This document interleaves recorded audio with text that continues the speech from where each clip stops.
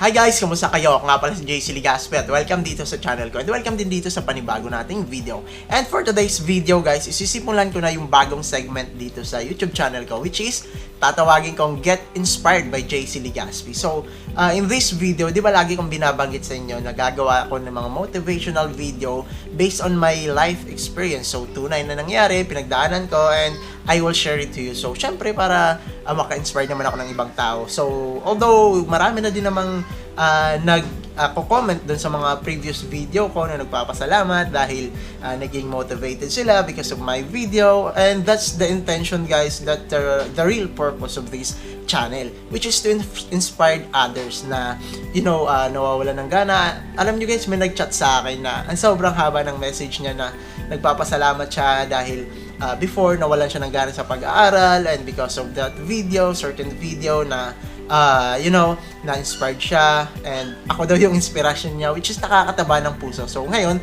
sisimulan ko na yung bagong segment dito sa channel ko, which is to, yung tatawagin kong Get Inspired by JC Legaspi. So for today's video, yung unang title natin is Word are meant to put into action. So, mamaya na natin simulan yan guys. Kung bago ka lang dito sa channel na to, huwag nyo nang kakalimutang mag-like, comment, at syempre, mag-subscribe na din kayo at i-hit nyo na rin yung notification bell para lagi kayong updated kapag may mga bago akong uploads. And of course, don't forget to drop a thumbs up and a comment down below. So, magsisimula tayo after the quick intro. So, tara!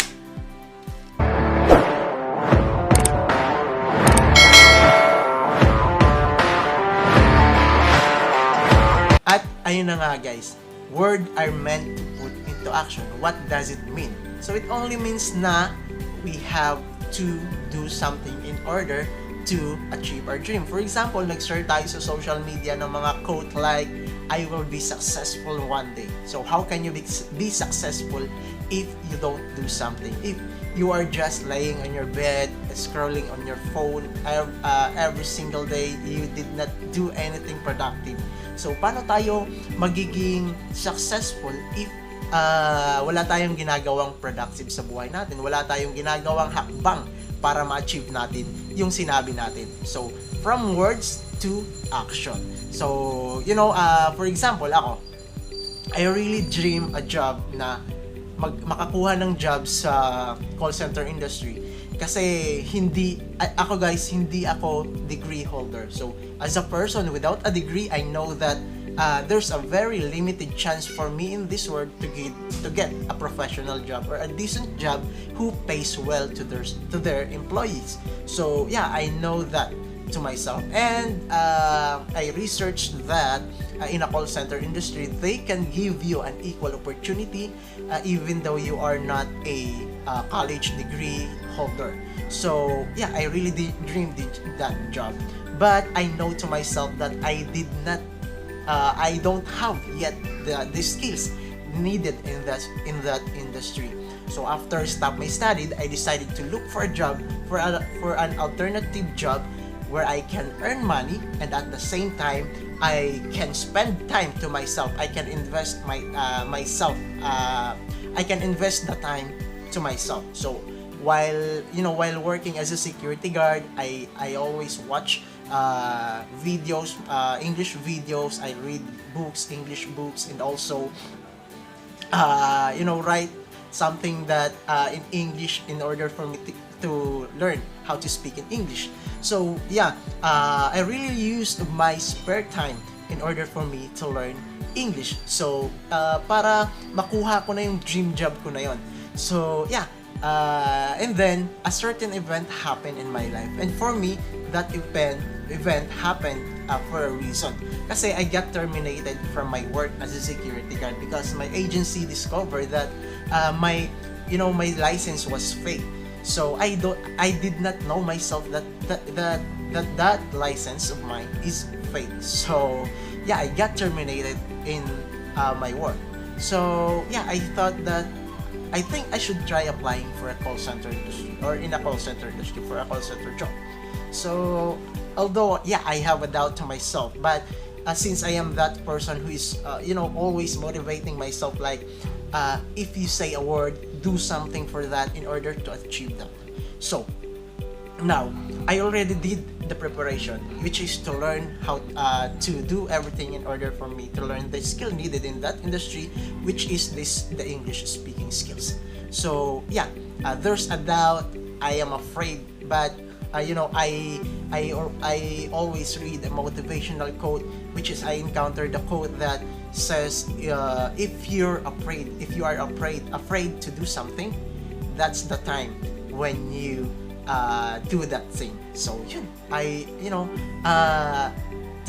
takot talaga ako, parang may takot sa sarili ko na what if I get rejected? What if I failed? What if I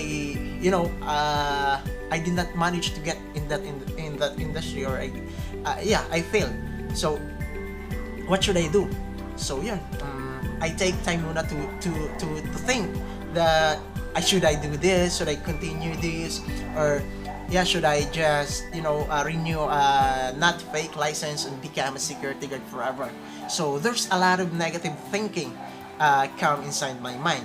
But since I'm always watching a motivational video to motivate myself, I always read a self-help books to always help myself. So yun, I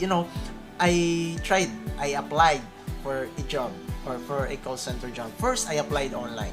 So I applied online. I managed to pass the initial in the screening in the initial interview, but I did not manage to pass the the final interview, because unfortunately during the final interview, the company that I am applying for called me when I was in the middle of the road. So sobrang ingay ng mga jeep, ng mga sasakyan. I keep saying pardon, which is a negative thing. If you say pardon to your interviewer, it means that you don't have an active listening skills, which is one of the skill needed in call center industry.